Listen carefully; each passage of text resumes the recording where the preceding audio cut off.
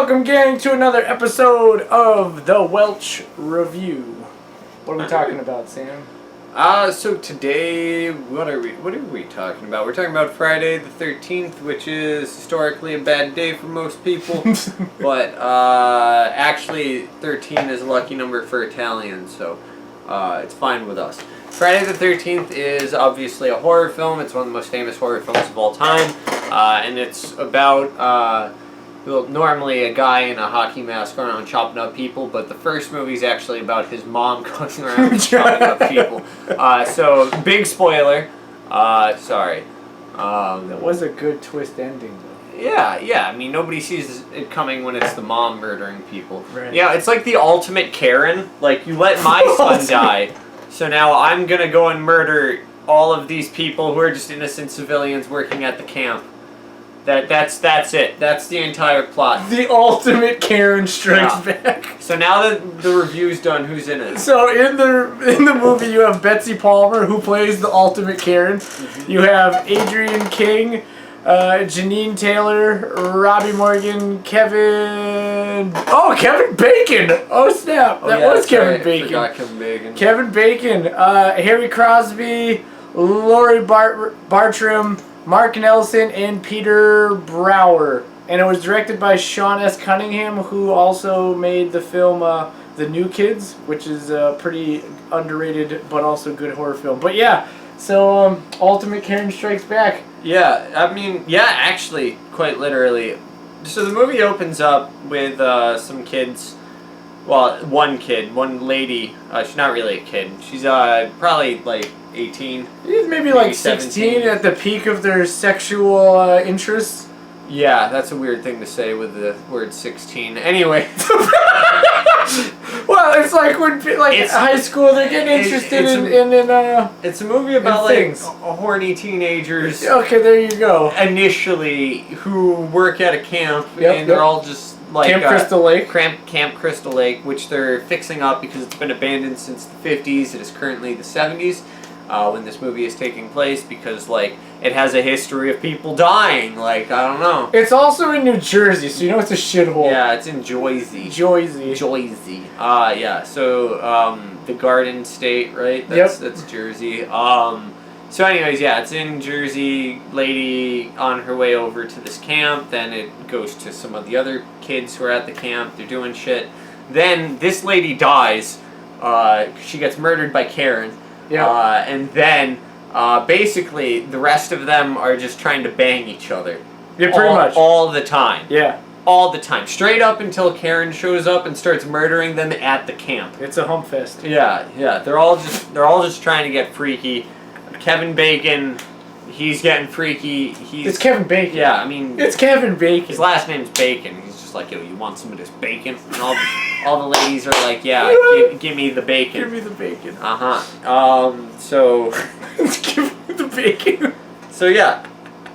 They show up there, they're fixing it up, they're all getting freaky. Karen shows up, starts murdering them, and they follow the standard protocol of murdering people in a horror movie, and the whore, who is Kevin Bacon, dies first. Actually, no, he doesn't. The innocent girl dies first, and then Kevin Bacon, the whore, dies first. Yeah, because she's the cook, right? You thought, like, what cars do you think are bad, right? So you got panel vans, right? Then you got, Broncos, right? And then there's, creepy truck dude. Now there's Jeeps. Yeah. Jeeps are the new epitome of horror, according to this film. Yeah. So they roll up. I don't know why I'm saying they roll up. They're in the camp, and they're one by one being picked off by this Karen lady. Yep. And they're all trying to figure out who's murdering people and all that. They're finding like dead corpses all over the place. Some of them are rigged just to like spook them. Yeah. And eventually they figure out, who it is. Like there's like the bad guy reveal, right? And she's like, "This is why I'm murdering you people." She uses that voice too. Because 20 years ago my son drowned in the water and nobody saved him. And she worked at the camp. She was one of the cafeteria women. So it's like, you didn't save your son either. Yep. But hypocrisy now. Yeah, hypocrisy now. But like Sam's saying, right? It takes that whole idea of like, oh, summer camp, and then spins it in a horror twist, right? It is the original, the OG version of this type of movie. Some problems I had with it though, like once they reveal who is the killer, right? The last girl, the final girl who's up against her is like, no, like fucking defend yourself, come on, like she just constantly acts helpless. Like there's plenty of times she knocks like evil Karen down, and she doesn't finish the job, right? Like she's on the ground like, oh. You know, and she could easily like bash her head. I don't mean to condone violence, but like he could kill her. Yeah, so she defend yourself. Yeah, defend yourself. And she just runs, and she's not even running fast. Yeah, you know, it's like she's slow. She's slow skipping or like frilly running, and it's like, oh no, they didn't teach us how to run in California. Yeah, and she kind of deserves to die out of all of them. You know, and like there's the other crazy thing. They have like guns. They have guns on the camp premise, like multiple guns, and all of a sudden now they just realize this in the last 20 to 15 minutes. Yeah. You know, but like when they finally do have the final showdown right at the beach, that's really cool. I just think they took way too long to get to that point. Yeah, so I can definitely agree with that. Even in some of the earlier scenes, there's moments where people who are being hunted by the ultimate Karen, and they'll see her weapon's a machete, right? So if you get hit with a machete in like an important part, you're probably gonna die. But they'll see her, they'll just be like, ah! And then they'll just get karate chopped with a machete in the face and die. Like put up your arms or something. Like you might lose a hand, but hell, you ain't dead. Right. You know what I mean? Like. None of the people in the film have any sort of self-preservation on the mind. So much so that some guy just randomly drowns, like super randomly just starts drowning in the water, and they'll have to come and help him. Mind you, the distance between me and Stefan is the distance between this drowning person and the dock next to him. So it's like. What did you do? Yeah. How did you do that, son? Like, I don't get it. So, I don't know. It's definitely not aged the best. It's dated. It's not actually scary, but it's a classic, you know? Absolutely. And then it's inventive, right? Because like one of the big things everyone knows from Friday the 13th is when they go,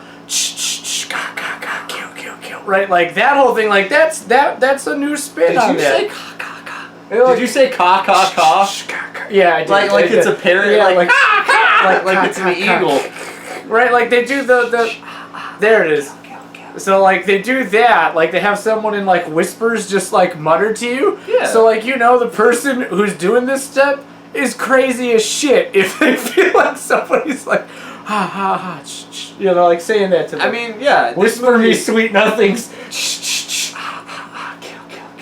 I mean, yeah. So the movie's obviously iconic, and like there's no way of getting around it. Like if you're a horror movie fan, seeing Friday the 13th is kind of like a must see because it did inspire so much of like the horror community. Like there's tons of campground slasher films out now, Only Girl. What's that one that we watched with the transvestite kid? Oh, that is something different. Sleepaway Camp was written before this. Before? It was written before Friday the 13th, but it came out after. They got the funding to film first. Oh, okay. But like The Burning with Jason Alexander, like that came out later.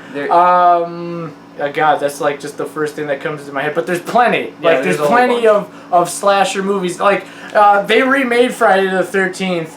Like in the early 2000s, it's garbage. Don't watch it. Yeah. Like, don't do it at all.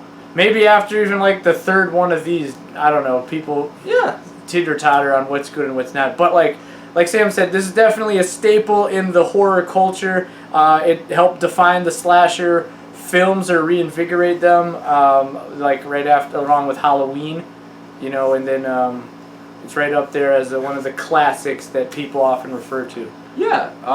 So I mean, if you're into horror films, check it out for sure because it's a classic. I wouldn't say that it's a great horror film. It's not bad, But you know, it's a classic, so it's kind of a must see just based off of its own history. Exactly, and like it's the summer now, so it's applicable. Pick up a copy, rent it. It's a good way to kill some time. Yeah, if you want that summer camp experience, well, you can't get it now because of Corona. Go and watch Friday the 13th. That'll do it for you. Well, let us know in the comments what you think, if you like it, and we hope you're staying safe. And stay tuned for the next episode.